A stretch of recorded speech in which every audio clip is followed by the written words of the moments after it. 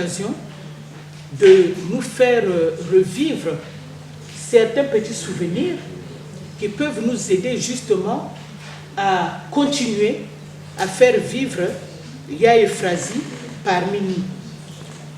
Donc, moi qui vous parle, je ne sais pas qui je suis par rapport à cette femme-là. Je ne sais pas. Depuis l'annonce de sa mort, je me demande qui j'ai pu être pour cette femme-là.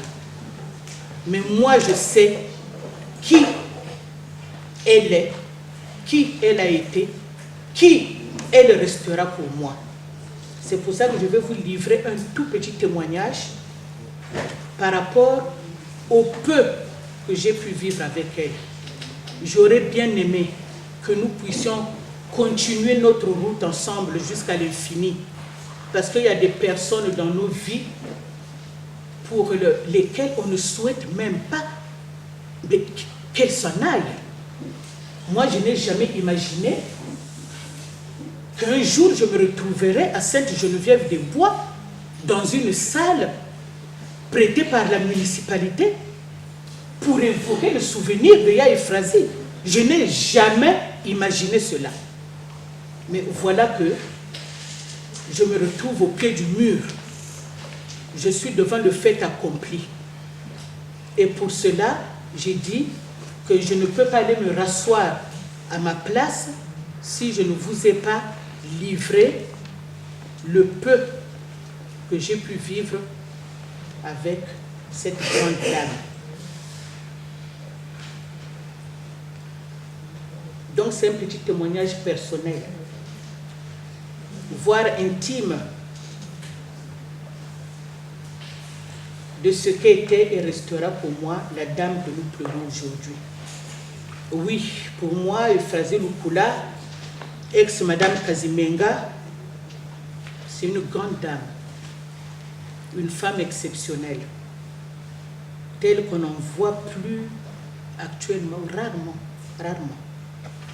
Elle avait de la classe, elle avait de la finesse et elle avait de la sagesse.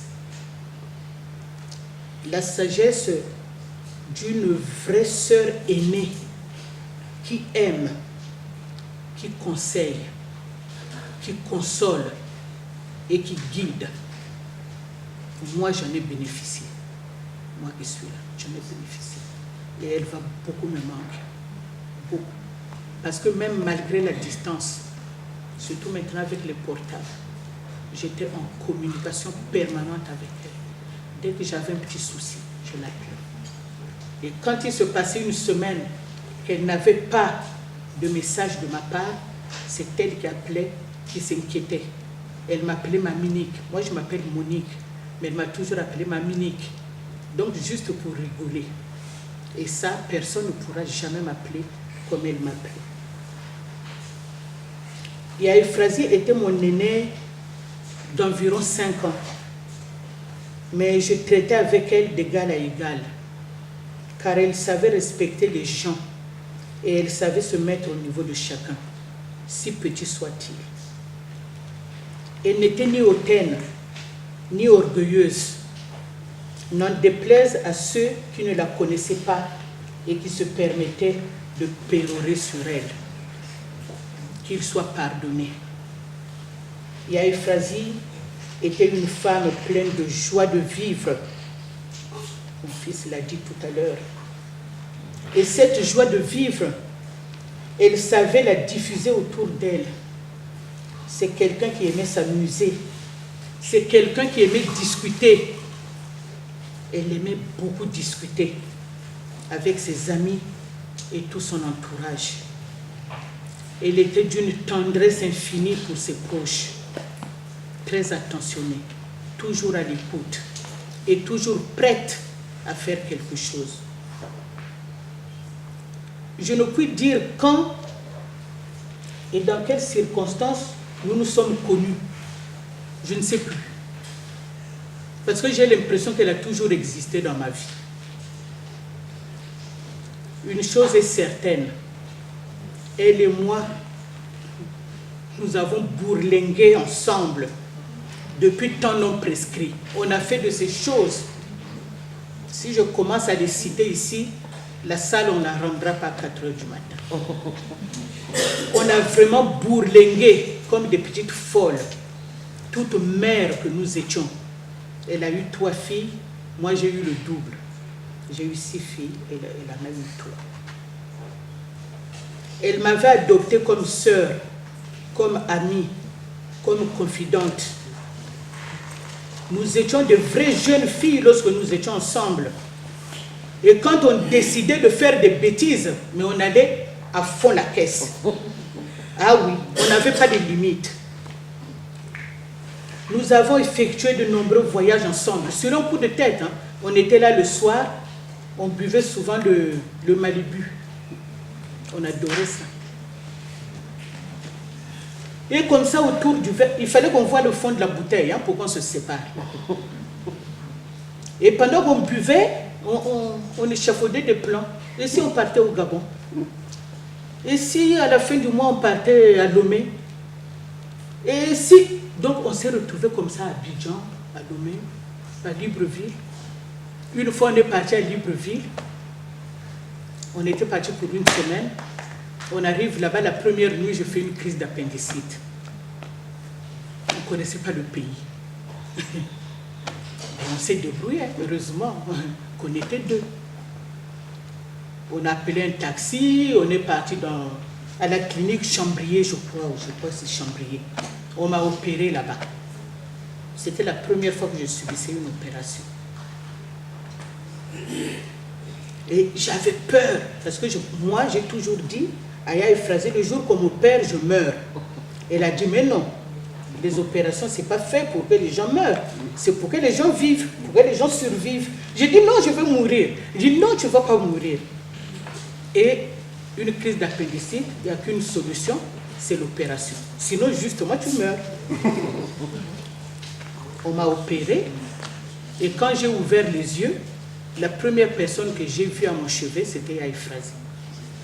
Elle était là assise, elle attendait que je sorte de l'anesthésie. Et quand je l'ai vue, j'ai dit, il y a une phrase, comme vous irez à vous. Et elle s'est mise à rire et elle a dit, mais les morts ne parlent pas.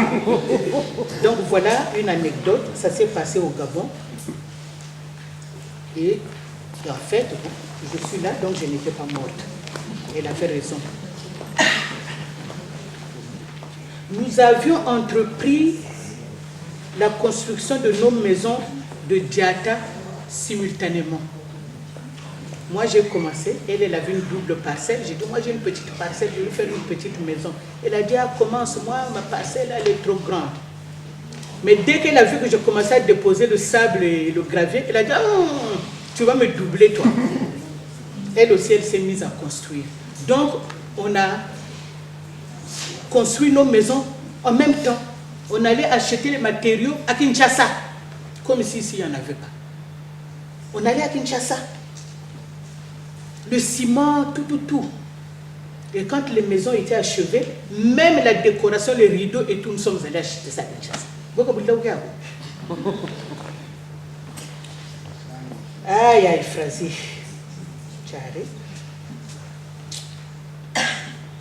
Nous échangeons nos voitures pour brouiller les pistes. Ah, vous avez compris. Voilà. Elle prenait ma voiture, moi je prenais sa voiture. Mais cela contribuait à énerver certaines de nos connaissances. Parce que justement, on réussissait nos coups comme ça. Et les autres, surtout les maris, n'étaient pas contents. Et Aya Efrazi a travaillé longtemps à un préco, à Kensoundi.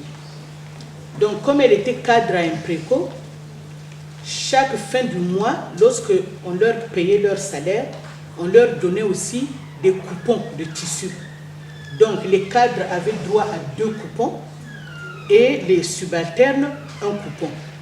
Donc, les 2 coupons, là, vous pouvez imaginer, elle en gardait 1 et elle m'en donnait 1. Mais parfois, elle-même aussi, elle ne prenait pas, elle venait me donner les 2. Et j'étais tout le temps habillée en préco, impeccable comme ce n'est pas permis, élégante, je n'étais pas grosse comme ça. J'étais toute mince, jolie. Ceux qui me connaissent savent comment j'étais une vedette. Donc, les femmes, les épouses de X, Y et tout, quand elles me voyaient comme ça, toujours bien nippée et tout ça, elles voulaient savoir où j'achetais mes pagnes. Parce que j'avais toujours des jolis petits modèles.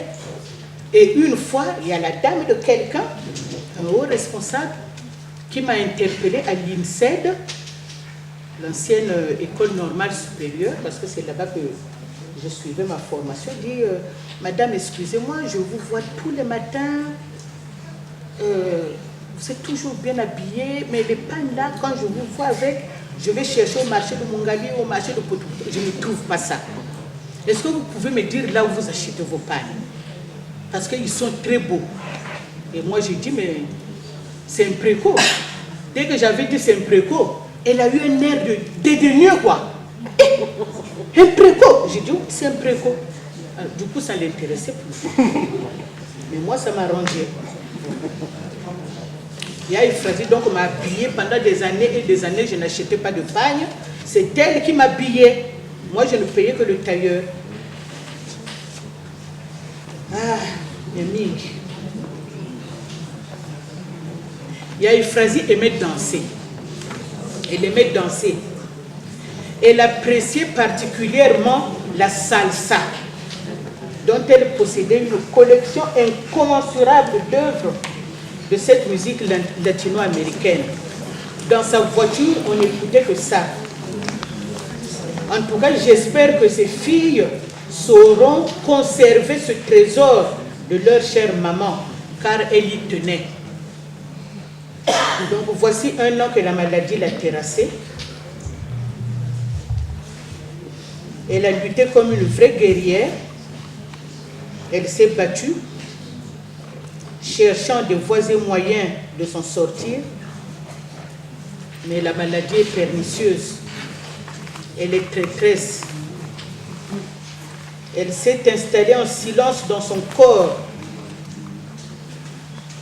Et son corps a été rongé progressivement jusqu'à l'emporter ce sinistre dimanche du 6 août 2017 dans la salle spéciale de l'hôpital central des armées où sa Benjamin exerce en qualité de pédiatre.